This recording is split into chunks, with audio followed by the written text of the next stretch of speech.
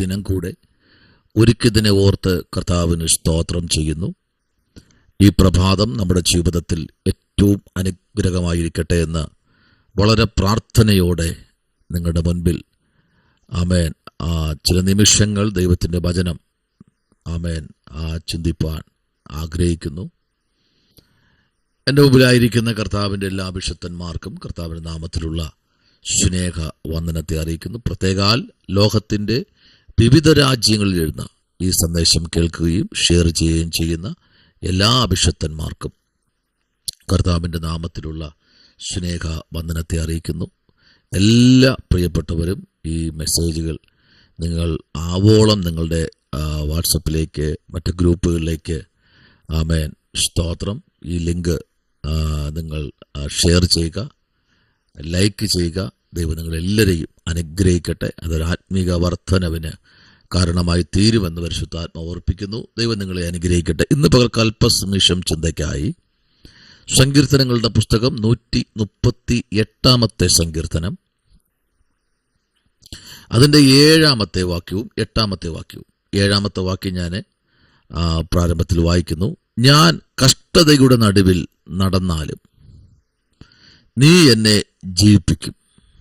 എൻ്റെ ശത്രുക്കളുടെ ക്രോധത്തിന് നേരെ നീ കൈ നീട്ടും. നിന്റെ വലങ്കൈ എന്നെ രക്ഷിക്കും. വളരെ അനുഗ്രഹിക്കപ്പെട്ട ദാവീദിൻ്റെ ഒരു സങ്കീർത്തനമാണ്. നമുക്കറിയാം, ഇവിടെ പ്രാരംഭത്തിൽ നമ്മൾ കാണുന്ന എല്ലാ വാക്യത്തിൻ്റെയും പ്രാരംഭം നമുക്ക് കാണാൻ കഴിയുന്നത് ഞാൻ പൂർണ്ണ ഹൃദയത്തോടെ നിനക്ക് സ്തോത്രം ചെയ്യും. കണ്ടോ, പൂർണ്ണമായ ഹൃദയത്തോടെ. ഈ പ്രഭാതം നിങ്ങൾ പൂർണ്ണമായി ആണോ ഏറ്റെടുക്കുന്നത്? ഉറപ്പായിട്ടും നിങ്ങളുടെ ജീവിതത്തിൽ വലിയ നന്മകൾ ഇന്ന് പകൽക്കാലം പ്രാപിക്കാൻ കഴിയും. സ്തോത്രം. പൂർണ്ണത. കർത്താവ് പറഞ്ഞത്, കടുകുമണിയോളം വിശ്വാസമുണ്ടെങ്കിൽ ഈ മലയോട് നീങ്ങിപ്പോകാൻ പറഞ്ഞാൽ അത് നീങ്ങിപ്പോകും. സ്തോത്രം. ഇവിടെ ഞാൻ കഷ്ടതയുടെ നടുവിൽ നടന്നാലും നീ എന്നെ ജീവിപ്പിക്കും. ഉറപ്പായിട്ടും. അത് ദാവീദിന്റെ അനുഭവമാണ് ദാവീദ് പങ്കുവച്ചത്. ദാവീദ് ദൈവത്തെ അറിയുന്നുമ്പേ, അല്ലെങ്കിൽ ദാവീദിന്റെ തലയിൽ അഭിഷേക തൈലം ഒഴിച്ച് ദാവീദിനെ അഭിഷേകം ചെയ്യുന്നതിന് മുൻപ് ദാവീദ് കഷ്ടതയൊന്നും അറിഞ്ഞില്ലെന്നേ. ഞെരുക്കോ അറിഞ്ഞില്ല. രാവിലെ കുറെ അപ്പൻ്റെ ആടുകളുമായി കുറച്ച് റൊട്ടിയോ അല്ലെങ്കിൽ കുബൂസോ എന്തെങ്കിലുമൊക്കെ കൊണ്ട് വനാന്തരത്തിലേക്ക് അങ്ങ് പോവും. പിന്നെ ചില ആഴ്ചകൾ കഴിഞ്ഞാൽ തിരിച്ച് അദ്ദേഹം വരുന്നത്. അങ്ങോട്ട് പോകുമ്പോൾ ആ ഒറ്റ കുപ്പായം തന്നെ, തിരിച്ചു വരുമ്പോഴും അത് തന്നെയാണ്. ആടുകളുടെ കൂടെയല്ലേ വാസം. പക്ഷേ അദ്ദേഹത്തിൻ്റെ ആ ഒരു ധൈര്യം, ആ ദൃഢമായ ഒരു ആ നിശ്ചയം, ഉറപ്പുണ്ടല്ലോ, അത് ഭയങ്കരമാണ്. അതാണ് കർത്താവ് കണ്ടത്. മനുഷ്യൻ പുറമേ നോക്കിയൊക്കെ വിധിക്കും. അയ്യോ, വിദ്യാഭ്യാസമില്ലാത്തവൻ, പഠിപ്പില്ലാത്തവൻ, വാചാതുര്യമില്ലാത്തവൻ, ഉയരമില്ലാത്തവൻ എന്നൊക്കെ മനുഷ്യൻ പറയുമ്പോൾ, ഈ പ്രഭാതത്തിൽ കർത്താവ് പറയുന്നത്, സ്തോത്രം, ഞാൻ നിന്റെ നടുവിലുണ്ട്. Price the Lord. നമുക്ക് ഏറ്റവും നമ്മെ പിടിച്ച് നിർത്ത് ജീവിക്കാൻ പിന്നെയും പിന്നെയും പ്രചോദനം ചെയ്യുന്ന ദൈവത്തിൻ്റെ വാക്കുകളുണ്ടല്ലോ. സ്തോത്രം. അത് ഭയങ്കരമാണ്. മനുഷ്യന്മാർ ഇതിൽ ചിലർ പറയും, ഞാൻ കൂടെ ഉണ്ടാകും, നമുക്കങ്ങ് ലണ്ടനിൽ പോകണം, നമുക്കങ്ങ് അമേരിക്കയിൽ പോകണം, ഞാൻ കൂടെ റെഡിയാണോ എന്നൊക്കെ ചോദിക്കും. അതല്ല ഈ ഭൂമിയിൽ നമ്മെ അളക്കാൻ വേണ്ടി ശത്രു ഒരുക്കുന്ന പദ്ധതി. അധികം പൈതലേ, ദൈവത്തിന് നിന്നെ ഒരു രാജ്യത്ത് കൊണ്ടുപോകണമെന്ന് ദൈവത്തിൻ്റെ പ്ലാനും നീയും ദൈവമായിട്ടൊരു ബന്ധവുമുണ്ടെങ്കിൽ, ഇനി എത്ര പ്രതികൂലങ്ങൾ മുൻപിൽ വന്നാലും ദൈവം നിന്നെ എത്തിക്കും. ആമേൻ. സ്തോത്രം. ഹല്ലേലൂയ. മനസ്സിലായോ?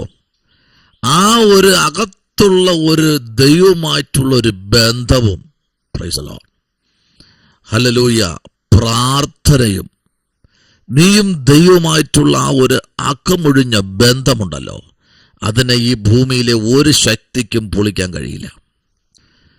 പക്ഷെ പലപ്പോഴും പൊളിയുന്ന കാര്യം, ഞാൻ എന്നൊരു ഭാവം, ഞാൻ എന്തോ ഒരു സംഭവമാണ് എന്നൊരു ഭാവം ആമേൻ വരുമ്പോഴാ സകലതും തകരുന്നത്. എന്നെ കൊണ്ടെല്ലാം ചെയ്യാൻ കഴിയും, ഞാൻ എന്തോ ഞാൻ എന്നൊരു ഭാവം, ഞാൻ എന്ന ഭാവം ഒരു ദൈവപൈതലിന്റെ ജീവിതത്തിൽ കടന്നു വന്നാൽ ദൈവത്തിന് പ്രവർത്തിക്കാൻ കഴിയില്ല. സ്തോത്രം. ദൈവത്തിന് പ്രവർത്തിക്കാൻ കഴിയില്ല. നിങ്ങൾ നോക്കൂ, ലൂക്കായുടെ സുവിശേഷം 16, 17, 18, 19, 20 ഈ അധ്യായങ്ങളിൽ നമ്മൾ പഠിച്ചു നോക്കൂ. അതിനകത്ത് 18-ാം അധ്യായത്തിൽ വ്യക്തമായി പറയുന്നു, ആമേൻ, സ്തോത്രം, പ്രൈസ് ദി ലോർഡ്, മനുഷ്യർക്ക് അസാധ്യമായത് ദൈവത്താൽ സാധ്യം. യേശു പറയുന്ന വാക്കാ. മനസ്സിലാവുന്നുണ്ടോ? അപ്പൊ ഇവിടെ, ഞാൻ കഷ്ടതയുടെ നടുവിൽ നടന്നാലും നീ എന്നെ ജീവിപ്പിക്കും, എന്റെ ശത്രുക്കളുടെ ക്രോധത്തിന് നേരെ നീ കൈ നീട്ടും. ആഹാ, നോക്കൂ, ആ ദൂത് കണ്ടോ? ആ ദൂതിന്റെ ആഴം കണ്ടോ? ശത്രുക്കളുടെ, നീ എന്നെ ജീവിപ്പിക്കും, മാത്രമല്ല എന്റെ ശത്രുക്കളുടെ ക്രോധത്തിന് നേരെ, പ്രൈസ് ദി ലോർഡ്, എന്റെ ശത്രുക്കളുടെ ക്രോധത്തിന് നേരെ നീ കൈ നീട്ടും. ദൈവമേ, എനിക്കത് ഉറപ്പുണ്ട്. ആമേൻ. ഉറപ്പില്ലാതെ അല്ല ഞാൻ ഇതിനകത്ത് ഇറങ്ങിയത്. എനിക്ക് ഉറപ്പുണ്ട്, നീ എൻ്റെ നേരെ വരുന്ന ശത്രുക്കളുടെ നേരെ കൈ നീട്ടുമെന്ന് എനിക്ക് ഉറപ്പുണ്ട്. അപ്പൊ നമ്മൾ യുദ്ധത്തിന് പോണോ? എന്നെ കേൾക്കുന്ന ദൈവപൈതലേ, ഒരാൾ നിങ്ങളെക്കുറിച്ച് അപവാദം പറഞ്ഞാൽ, സ്തോത്രം, ഒരാൾ നിങ്ങളെ ദുഷിച്ചാൽ, പ്രൈസ് ദി ലോർഡ്, ഒരാൾ നിങ്ങളുടെ ശുശ്രൂഷയെ മനഃപൂർവ്വം തകർക്കാൻ ശ്രമിച്ചാൽ ദൈവം ഇടപെടും. ഇടപെടണമെങ്കിൽ നിങ്ങൾ മൗനം പാലിക്കണം. Praise the Lord. ആമേൻ.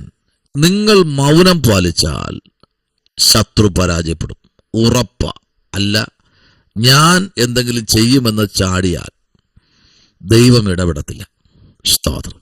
ദാവീദിനറിയാം, എന്നെ ഇതുവരെ എത്തിക്കാൻ കഴിയുമെങ്കിൽ, എൻ്റെ ദൈവത്തിന് എന്നെ ഇതുവരെ എത്തിക്കാൻ കഴിയുമെങ്കിൽ അങ്ങറ്റം വരെയും ആ ലക്ഷ്യസ്ഥാനത്ത് എത്തിക്കാൻ ദൈവത്തിന് കഴിയും. നോക്കൂ, എൻ്റെ മകനായ അബ്ശോലോം എനിക്ക് നേരെ കൈകോർത്തു, പക്ഷെ ഞാൻ അവിടെ ഓടി ഒളിച്ചു. ദൈവം അവിടെ ഇടപെട്ടു. കണ്ടോ? ദൈവത്തിൽ നിന്റെ തലമുറ നിനക്കെതിരെ നിന്നാൽ പോലും, ഈ പ്രഭാതത്തിൽ ആരോടൊക്കെയോ പരിശുദ്ധാത്മാവ് ഇടപെടുന്നു. നിന്റെ തലമുറ നിനക്കെതിരെ നിന്നാലും, നിന്റെ കുടുംബത്തിലെ വ്യക്തികൾ നിനക്കെതിരെ നിന്നാലും, സ്വർഗത്തിലെ ദൈവം ഇന്ന് പകൽക്കാലം പറയുന്നു, ഞാൻ ഇടപെടും. സ്തോത്രം. അല്ലേ? ഞാൻ ഇടപെടും. കർത്താവ് എണീറ്റ് കഴിഞ്ഞാൽ അവന്റെ ശത്രുക്കളൊക്കെ ചിതറിപ്പോകുന്നു. സ്തോത്രം. ദൈവകുഞ്ഞെ, ദാവീദിന്റെ ജീവിതത്തിനകത്ത് അവനെ ആരും സ്നേഹിച്ചില്ല. അവൻ്റെ അമ്മയോ, അമ്മയുടെ ചൂടുപൊട്ടി കിടക്കേണ്ട സമയത്ത് അവൻ കാട്ടില്ല. സ്തോത്രം. ജ്യേഷ്ഠന്മാരുടെ സ്നേഹം അവൻ അനുഭവിച്ചിട്ടില്ല. അവൻ്റെ അപ്പൻ്റെ സ്നേഹം അവൻ അനുഭവിച്ചിട്ടില്ല. ഇതെല്ലാം കാണുന്നത് ആരെന്നറിയാമോ? സ്വർഗത്തിലെ ദൈവം. ഇന്ന് പകലിൽ നിന്നെ ആരും സ്നേഹിച്ചില്ലെങ്കിലും ഉറപ്പായിട്ട് ഈ പകൽക്കാലം ദൈവാത്മ പറയുന്നു, നിന്നെ സ്നേഹിക്കുന്ന ഒരു ദൈവമുണ്ട്. സ്തോത്രം. പലപ്പോഴും നിന്നെ സ്നേഹിച്ചതിൻ്റെ കൂടെ ഉണ്ടാകുമെന്ന് പറഞ്ഞ ആൾക്കാരോട്, ആ ആളിനോട് നിന്റെ ബലഹീനത പറയുമ്പോൾ ശ്രദ്ധിക്ക്, നീ പരാജയപ്പെട്ടു. പലപ്പോഴും നമ്മുടെ ജീവിതത്തിൽ അതാ സംഭവിക്കുന്നത്. നമ്മളൊരാളെ സ്നേഹിക്കുന്നു, നമ്മുടെ കൂടെ ഉണ്ടാകും എന്ന് നമ്മൾ ആത്മാർത്ഥമായി ചിന്തിച്ച് നമ്മൾ തുറക്കുമ്പോഴാണ് പ്രശ്നം. ദൈവപൈതലേ, പ്രൈസ് ദി ലോർഡ്, എന്നെ പഠിപ്പിച്ചൊരു പാഠമാണ്. ആരുടെ മുൻപിൽ നീ നിന്റെ ഹൃദയം തുറക്കരുത്. ദൈവത്തിൻ്റെ മുൻപിൽ അല്ലാതെ. ആമേൻ. ദാവീദ് നോക്കൂ, ദൈവത്തിൻ്റെ മുൻപിൽ അല്ലാതെ ദാവീദ് ആരുടെ മുൻപിൽ മനസ്സ് തുറന്നില്ല. Praise the Lord. ഹല്ലേലൂയ.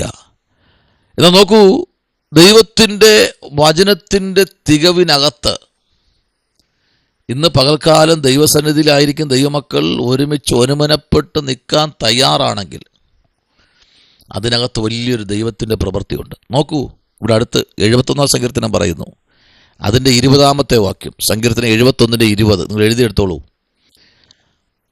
അനവധി കഷ്ടങ്ങളും അനർത്ഥങ്ങളും ഞങ്ങളെ കാണുമാറാക്കിയവനെ, നീ ഞങ്ങളെ വീണ്ടും ജീവിപ്പിക്കും. ഭൂമിയുടെ ആഴങ്ങളിൽ നിന്ന് ഞങ്ങളെ തിരികെ കയറ്റും. കണ്ടോ? ആമേൻ. നോക്കൂ, അനവധി കഷ്ടങ്ങളും ഒന്നല്ല കേട്ടോ. കൂടെ നിൽക്കുന്നവർ കൂറ് മാറുമ്പോഴാ പ്രശ്നം, കൂടെ നിൽക്കുന്നവർ ഒറ്റ കൊടുക്കുമ്പോഴാ പ്രശ്നം. ദൈവവൈതലേ, നമുക്ക് ആരോട് യുദ്ധം വേണ്ട, നമുക്ക് ആരോട് മത്സരിക്കണ്ട. നമ്മുടെ നായകൻ സ്വർഗത്തിലെ ദൈവമാണ്.